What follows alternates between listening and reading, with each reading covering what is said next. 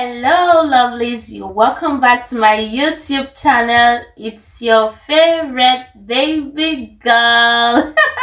It's J Baby in the building. So guys, before I get into this video, I would like to thank every one of you who have subscribed to my YouTube channel, and for those of you don't mind me that I'm laughing. Some noises at the background just making me laugh. Anyway, to all my returning subscribers, I say a very big thank you. To every one of you who always come back to watch my videos, and for those of you who always leave me a comment whenever you come visiting, I appreciate you. And in case you are new to this channel, my name is J Baby, and if you have not subscribed to my YouTube channel, you are owing me. Pay me, subscribe to my YouTube channel. Thank you. Okay guys, in today's video, I'll be doing the mom tag thing. When you see me looking down, please don't get annoyed. Don't be offended. That's because I'll be reading my questions from my tablet here. So, and as you already know from the title of this video, it's a mom tag. So, let me raise the camera so you guys can see someone behind me. You see, that's to show you that I am a mom, so I know what I'm talking about in this video. So the first question I have here says, what's your favorite mom hack? My favorite hack,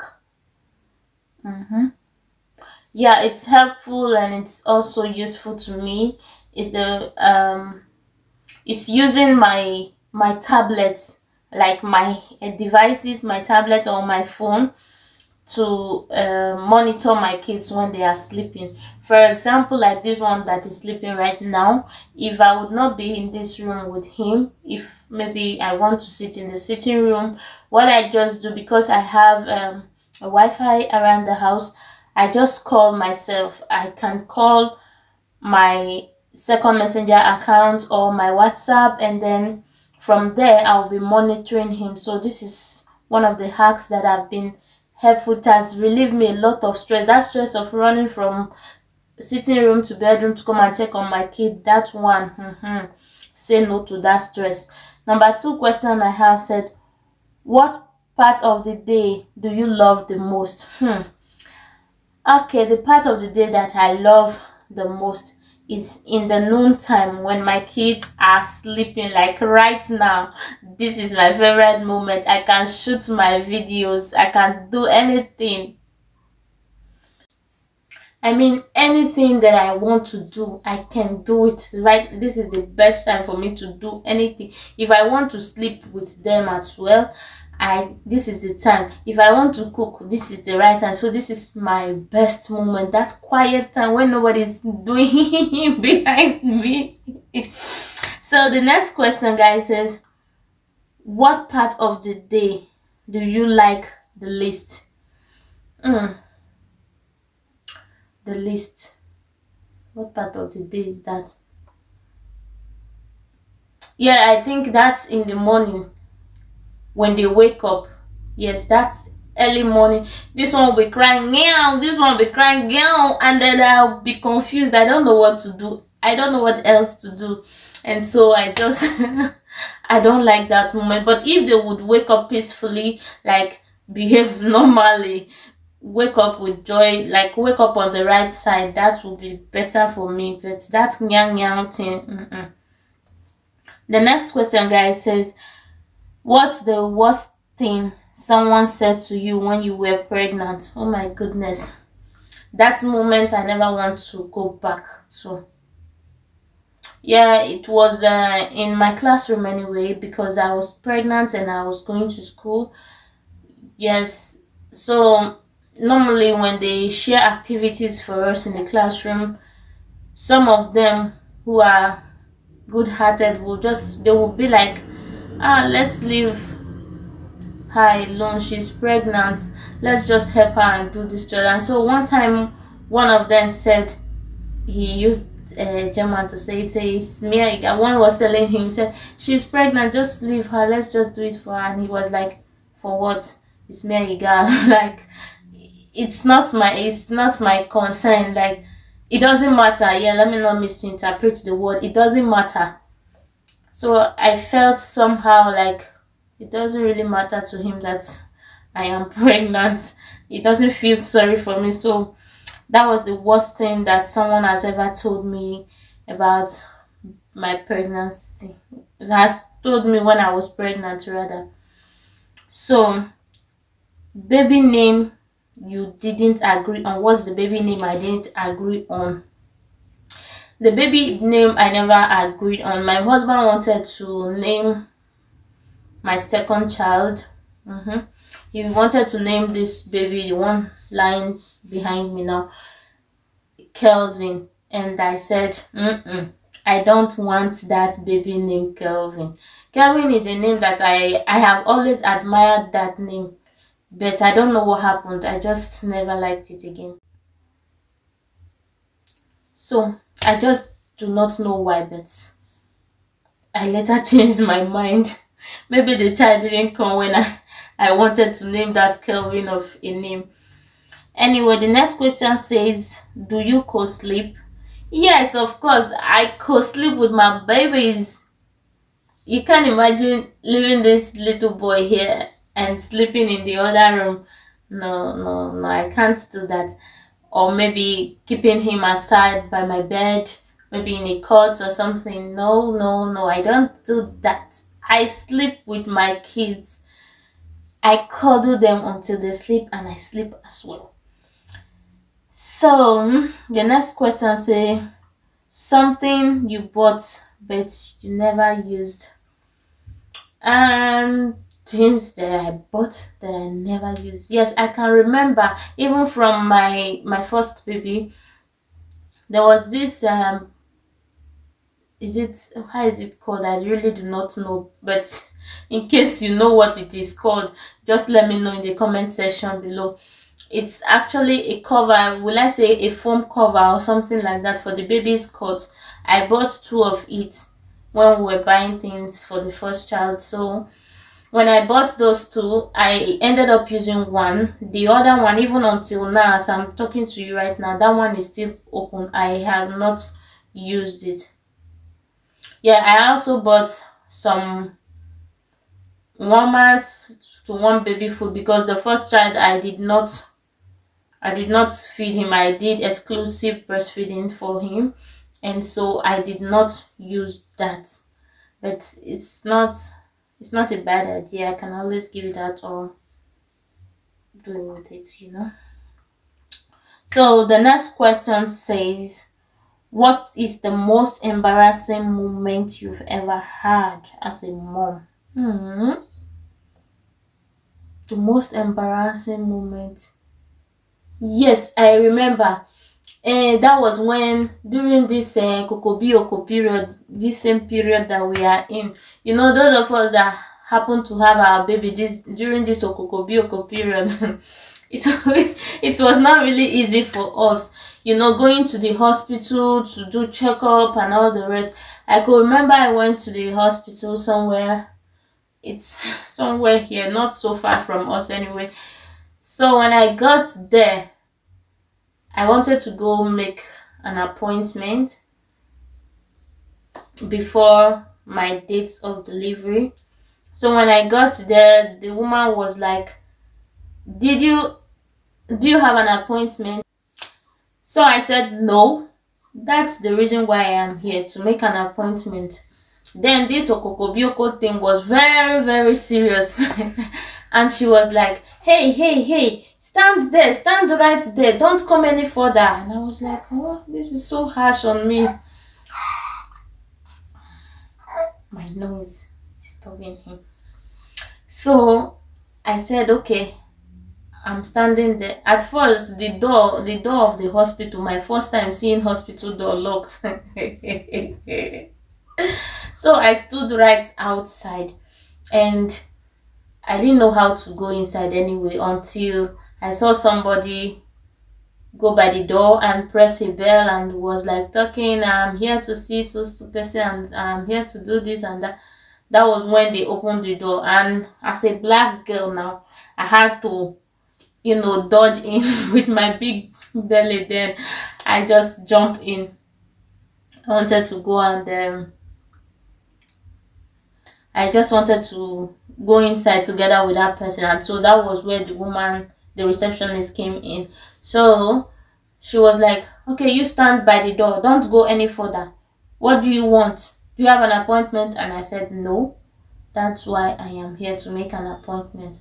She was like, what is your name? You can, like, the distance, it was said that you have to give up to 1.5 meter distance, safe distance, I guess, and up to 1.5 to 2 meters gap. But if you see the yard that this woman gave to me that day, child, it was up to 10 yards. She didn't even come any further. I was having my nose mask on, I remember, but she stood very far from me. That was so embarrassing for me. And at the tail end, she was like, do you have fever? Even for me to tell her my name, I had to scream my name loud for the whole world to hear. You see, it was so embarrassing to me that day, and people were just looking at us. So that day, I don't think I will ever forget it. And coupled with the fact that I have planned it, that I actually wanted to make a vlog on how I delivered my baby, though I was able to gather some things which I will post later. So if you want to see that video, you keep watching my videos, and I'm sure one day I'm going to upload it. I did a video, I made some short videos. So another thing that was so embarrassing to me was the fact that my husband was not allowed to come with me into the hospital.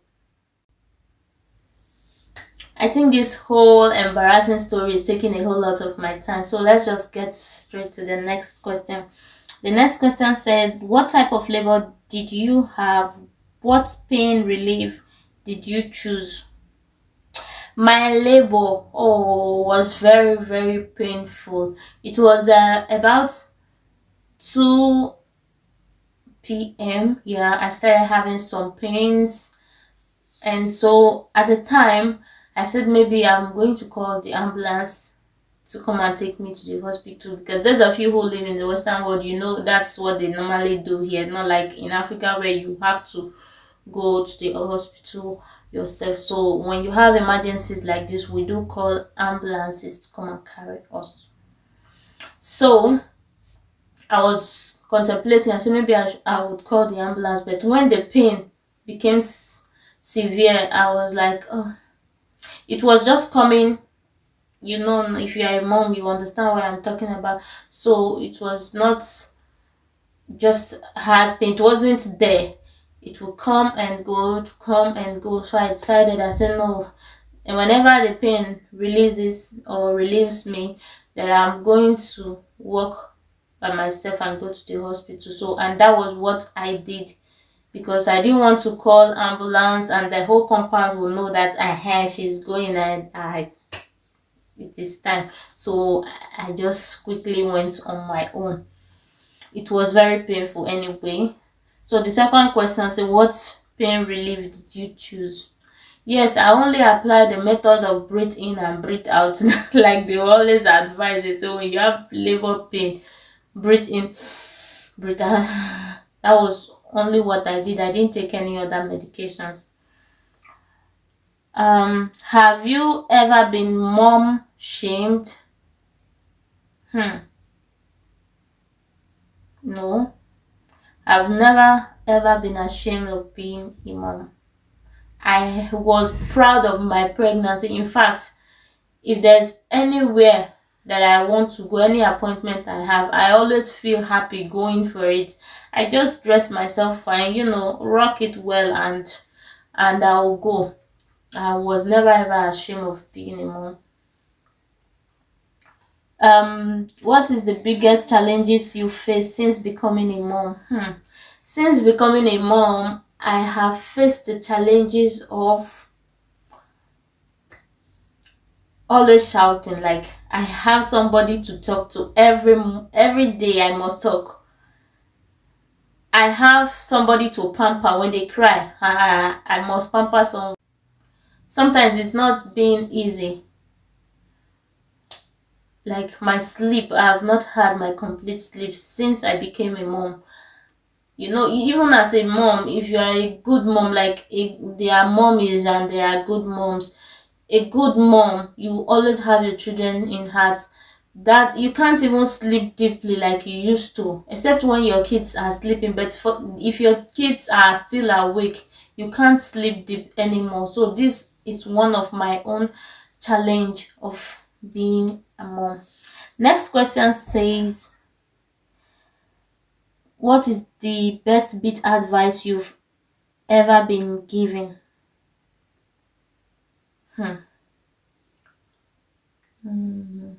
Yes, I remember when I used to complain that I can't sleep because of my kids, stress, work, and all the rest. Yes, I was advised that when my kids are sleeping, that's the best time for me to sleep. And when they are sleeping, it's the best time for me to do my work. And since I applied that principle, it has always worked for me. So, next question says, what is the biggest piece of advice you would give to a new mom?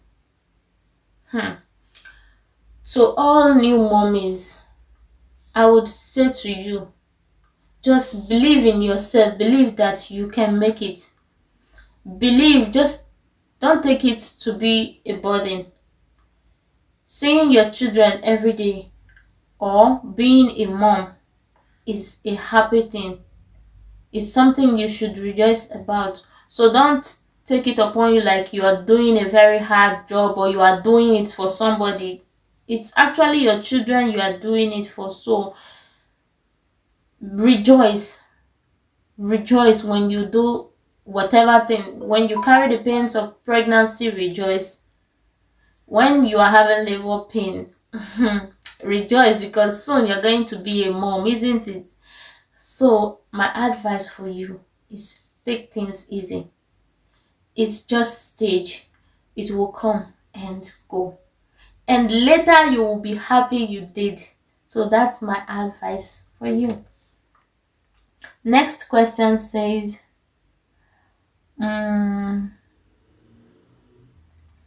mention 3 hospital bag must have.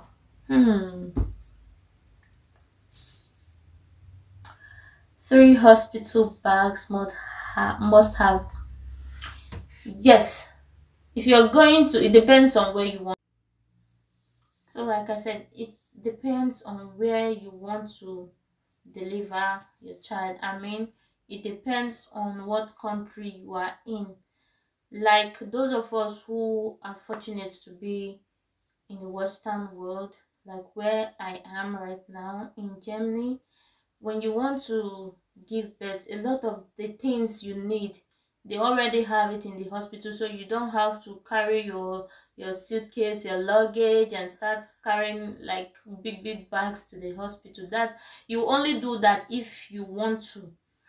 In my case, when I went to the hospital, the bags that I went with, everything I packed there, I came back home with them, except the last day when I wanted to leave the hospital, I had to change my clothes. That was the only time I touched my bag. But the rest of the things, I had everything there in the hospital.